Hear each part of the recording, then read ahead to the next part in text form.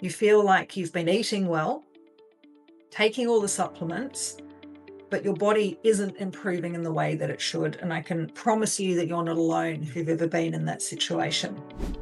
And it's not what you do, it's how your body responds. And that's really what I'm going to be talking about tonight, is not a question of continuing to do the same things, expecting your body to respond when it's clearly not responding in the way that it should. So your genes influence some key areas that we're going to cover tonight. One is your gut health, one is inflammation, one is stress, and one is how your body deals with nutrients. But it's really important to keep in mind that genes are not your destiny. It doesn't mean that that's always going to be turned on. It doesn't mean it's always going to be expressed. It doesn't mean that this is your destiny. Genes we're going to talk about tonight, one that really affects how your gut functions is called FUT2. One that regulates inflammation in your body is called IL-6 or interleukin-6. One that has a big impact on your stress levels and how your brain function is called COMT. And then one that most people have probably heard of by now is called the MTHFR gene that affects something called methylation. So the first one we're going to talk about is the FUT2 gene, or we're going to talk about the gut. So what is FUT2? So FUT2 determines whether you're a secretor or a non-secretor. 80% of people are secretors. 20% of people are what are called non-secretors. So non-secretors and secretor status determines whether you release certain sugars into bodily fluids. If you're a non-secretor, if your gut doesn't produce these sugars, you have less microbial support. There's less food for the good bacteria, which means you're more prone to imbalance. And that diversity and balance is what impacts gut resilience. So a gut that is resilient is able to resist infections. It's able to resist triggers like inflammation. It's able to resist the upregulation of the immune system that can lead to things like autoimmune conditions.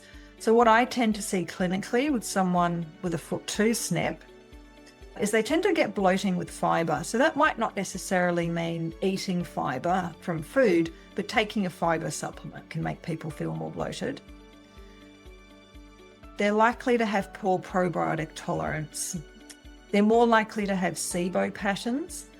SIBO stands for small intestinal bacterial overgrowth. It causes things like malabsorption of nutrients. I see a lot of anxiety in SIBO. And the other thing that can be affected by being a non-secretor is actually low B12. It actually reduces your ability to absorb B12. So the next section that we're going to talk about is inflammation, or why some people react to everything. That's the gene IL-6 or interleukin-6. So with the IL-6 gene, you can have a normal type, and that's just a normal amount of IL-6 being produced. Or you can be homozygous, which is what we call an upregulation, which means genetically you actually make more of this compound. So IL-6 is what's called a pro-inflammatory cytokine, a chemical in our body that increases inflammation. Now, chronic low-grade inflammation, we now know, is the underlying trigger to most chronic health issues that you want to think of. So that could be cardiovascular disease, it could be mood disorders, cancer has an inflammatory basis. Now, so why does it matter? So interleukin-6, it's produced in those epithelial cells that line the gut. So if you've got an exaggerated inflammatory response because you make more of this inflammatory cytokine, chances are your gut is going to be more reactive to foods. It's going to activate the immune system more readily from different foods. More likely to have fatigue and brain fog. There's certainly going to be pain. If you've got inflammation in your body, there will be pain somewhere. Slow recovery. Now, this can be slow recovery from infections, but I also see slow recovery from things like exercise. I assume that everybody that has some kind of mood issue, whether it's anxiety or depression, has inflammation in the body. So what actually helps with these people is targeted anti-inflammatories. The right kind of omega-3 is really important. And it's worth saying that with omega-3, there are two kinds of omega-3 that we find in fish, one called EPA, one called DHA. The DHA is good for brain health. EPA is the anti-inflammatory part of an omega-3 fish oil supplement. So if you wanted to take something that works as an anti-inflammatory, you want to have one that's got more EPA than DHA, ideally about a 2-to-1, if not more, 3-to-1 ratio of EPA to DHA. Stress response, cortisol, inflammation. So if your body is constantly stressed for whatever reason, inflammation is going to be higher. So the next section we're going to talk about is brain and mood, and in particular a gene called COMT. So COMT helps clear adrenaline and dopamine.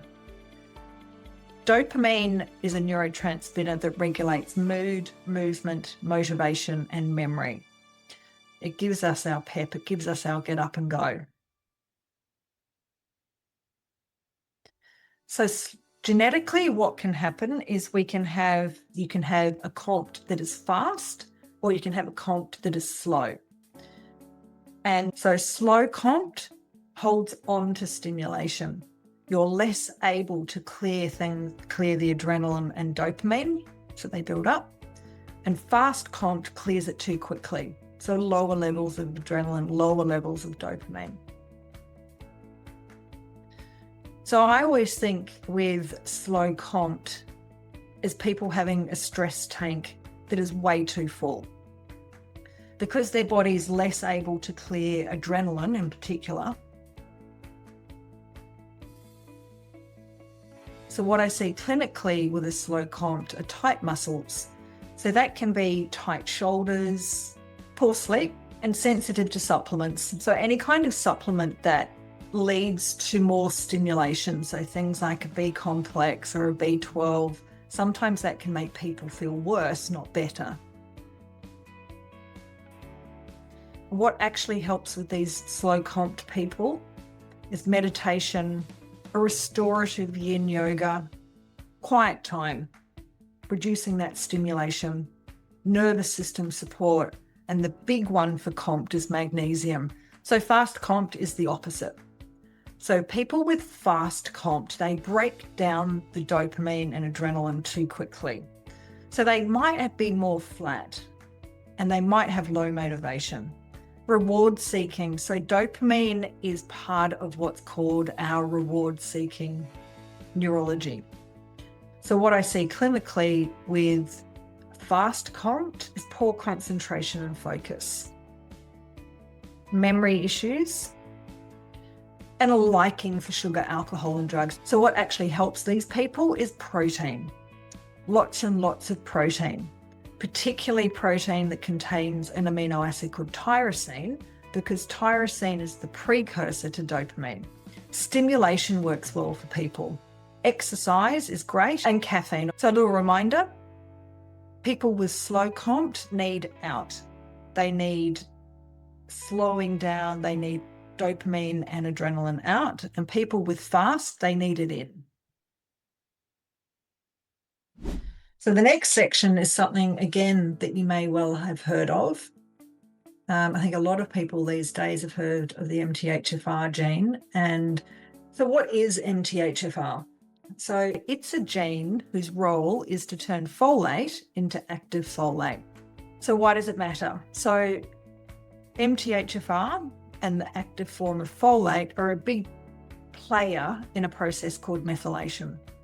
Now, we need good methylation for brain and mood and able to make neurotransmitters and break down neurotransmitters. We need good methylation for detoxification and hormone processing. Hormone processing, the ability to break down and get rid of estrogen in our body is a very methylation dependent process. Homocysteine balance. If you've had an appointment with me already, you're probably already aware of your homocysteine. that homocysteine is a compound that is an independent risk factor for cardiovascular disease. So what that means is independent of things like cholesterol and blood pressure. If your homocysteine is high, you're more likely to develop cardiovascular disease, and that's because homocysteine causes inflammation in the blood vessels. And then pregnancy and fertility. It's not enough to say to a pregnant woman, just take folate, or a lot of the prenatal supplements contain the synthetic form of folic acid. They need to be able to convert it into the active form in order to have a healthy pregnancy and fertility.